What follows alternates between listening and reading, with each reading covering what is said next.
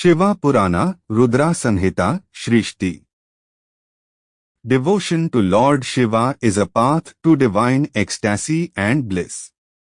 Sage Suta particularly emphasizes the virtues and purifying influence of Rudraksa. Each mouth has its virtues, and a man who adorns rosary of Rudraksas is absolved of sins and various imperfections which infect man.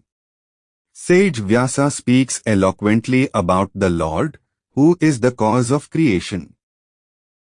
The Lord is infinite in magnificence and wisdom and offers refuge to delusory and illusory potency, but still he is away from its influence. Everyone should pray before him and worship. Shiva is easily pleased with the devotees and blesses them.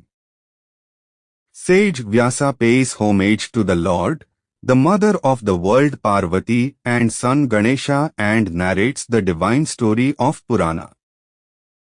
Earlier he told about the ultimate objective of life and the means to reach the divine land of gods.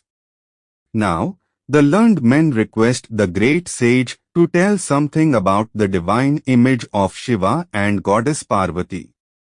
They want to know as to how the great Lord changes from his image to Nirguna and then to Saguna. People deliberate deep but fail to understand Shiva's tattva, the essence, the real connotation, authority and hidden powers. Shiva is the cause of creation, they know. Shiva is the creator and refuge of all gods, and so they ask many questions about the birth of Uma, Parvati. Curiosity to know about the conjugal life of heavenly couple raises questions in the minds of sages. Suta listens to monks and says, "O monks, you asked a supreme question, and it shows your deep inner devotion to the Lord, and you owe gratitude from me. He is an embodiment of sattvic, rajas and tamas qualities, men who are free from any desire, thirst or hunger for the material world and continue to sing glory of Lord. The Lord fulfills all the wishes and blesses them." To fortify the words, he narrates an old incident. Once Vishnu inspires sage Narada about the divine virtues of Lord Shiva, and so he goes to Brahma, his father, a great devotee of Shiva, and asks about the divine Leela, the illusory potency of Lord Shiva. Brahma is extremely delighted, and immediately he begins to eulogize virtues of Lord Shiva. Later, Narada, in a spirit of dedication and humility, wished to undergo intense tapa and penance in one of the most beautiful caves of Himalaya situated on the riverbank of holy Ganga, where he also noticed a grand and enchanting ashrama of astonishing charm, virtues and splendor.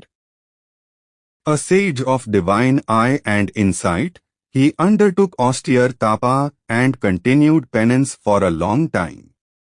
It alerted Lord of gods Indra.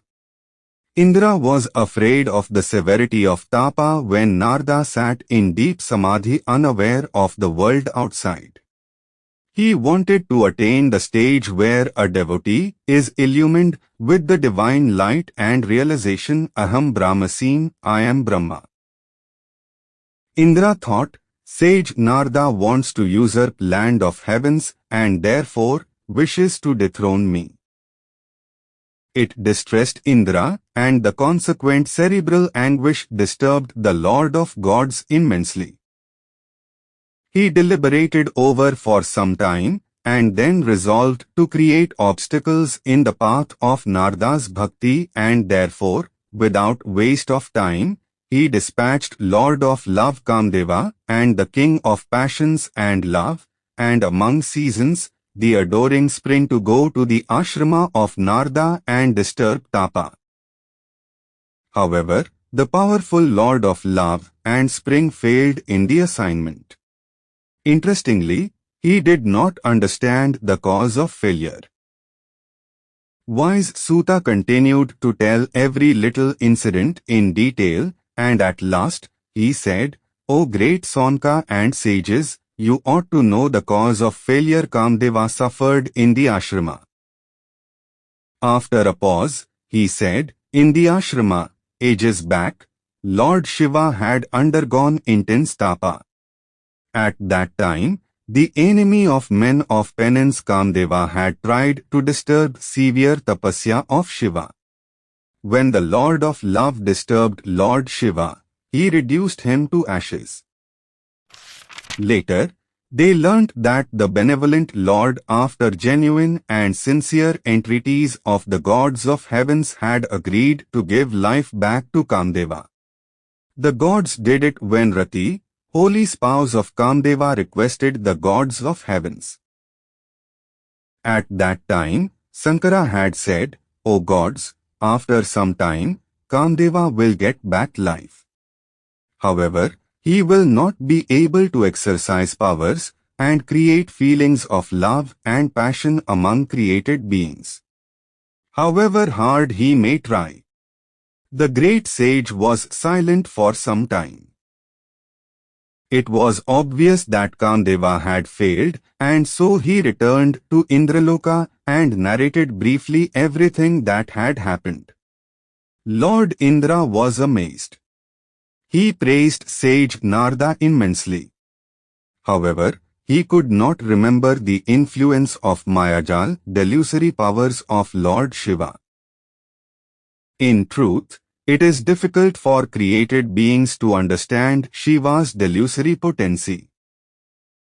Only a devotee, who surrenders at the feet of Lord with full dedication, understands the delusory powers of the Lord, and none other. That includes the entire world and created beings.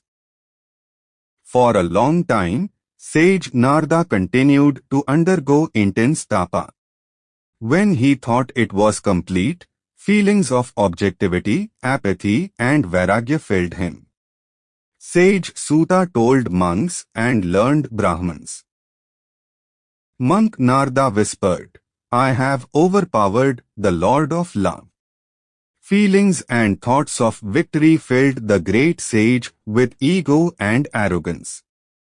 It happened because of the influence of Maya, delusory powers of Lord Shiva, and so he failed to know the truth.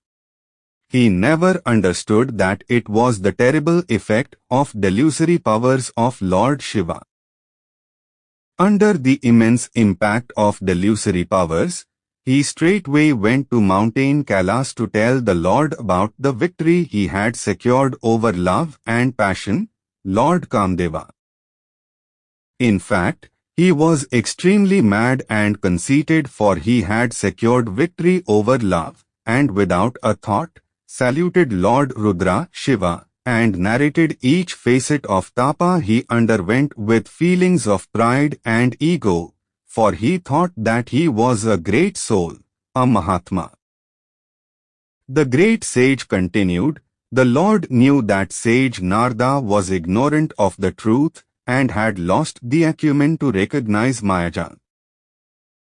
Rudra said, "O Holy Father, you are embodiment of wisdom and deserve gratitude.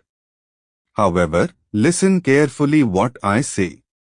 Now, do not talk of this again, and especially, please do not broach the subject before Lord Vishnu. Even if others ask, do not reveal what you told me."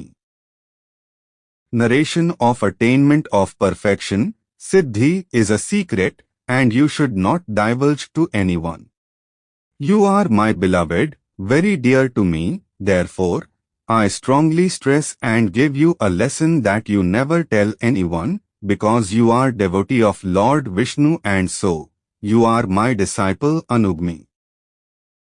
Rudra, the creator of the worlds, advised Narada in so many words to keep the incident secret.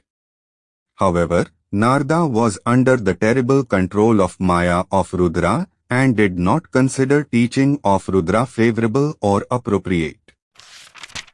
After some time, Narada went to Brahma and said, "O Father, I have vanquished Lord of Love through the power of tapa and penance." Brahma concentrated on the holy feet of Shiva, thought deeply, through insight knew everything, and asked son Narada not to tell anything to anyone. However, Narada was in delusion and failed to understand the mystery of God's mayajal as thoughts of self-image, psychosis and egotism began to take deep roots within, and therefore, he did not perceive truth. Afterward, he went to Vaikuntha, the land of Vishnu. Vishnu got up from the seat and embraced the great sage warmly and lovingly. He knew the reason of sage's arrival. Sri Hari, Vishnu reverently requested the sage to take seat. Then, he thought of holy feet of Shiva and asked, "From where did you come, O great sage? What is the purpose of arriving here? I am grateful to you, O holy man. You have sanctified Vaikuntha."